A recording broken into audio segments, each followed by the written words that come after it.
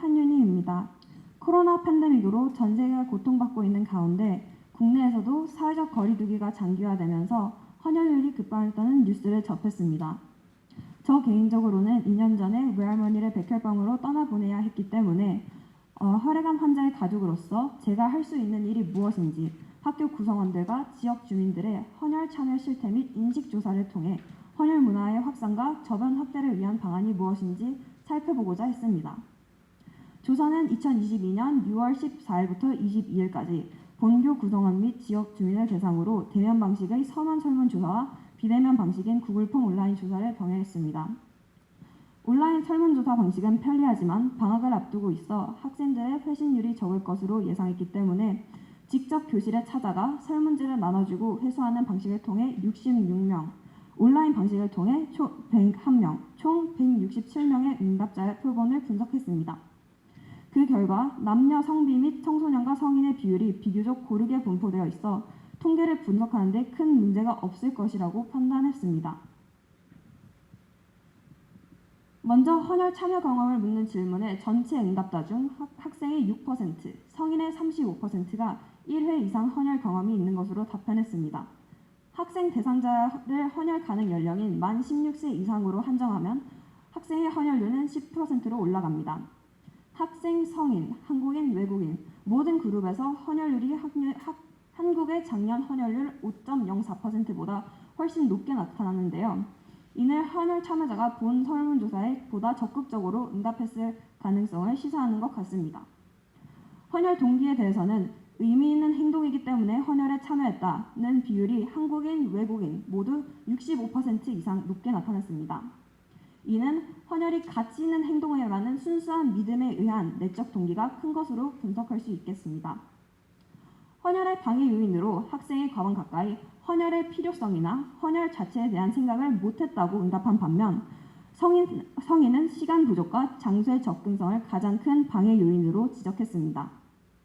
향후 헌혈 참여 의사를 묻는 질문에 학생의 52%, 성인의 61.2%가 긍정적으로 답했고 헌혈 유경험자는 그보다 높은 73.1%가 참여 의사가 있다고 답변했습니다.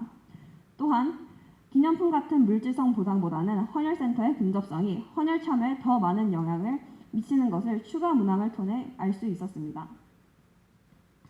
참고적으로 함께 조사한 조혈모 세포 기증 의사의 여부에 대해선 전체 응답자의 23.9%만이 참여 의사가 있다고 밝혀 현저히 낮은 수치를 나타냈습니다.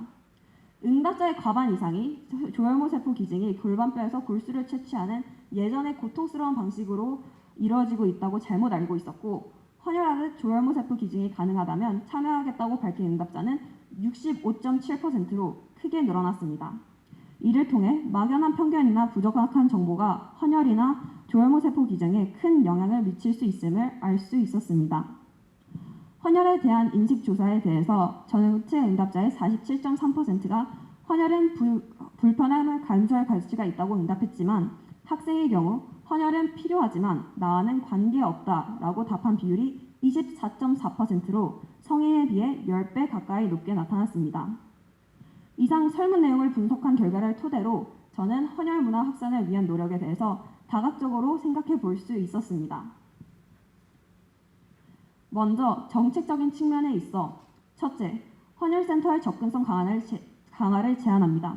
헌혈 장소가 제한적인 제주도라는 지역적 특수성도 있겠지만 헌혈센터까지 왕복 2시간 이상 소요되는 지역이 있어 헌혈 장소의 확대를 위한 노력이 필요해 보입니다.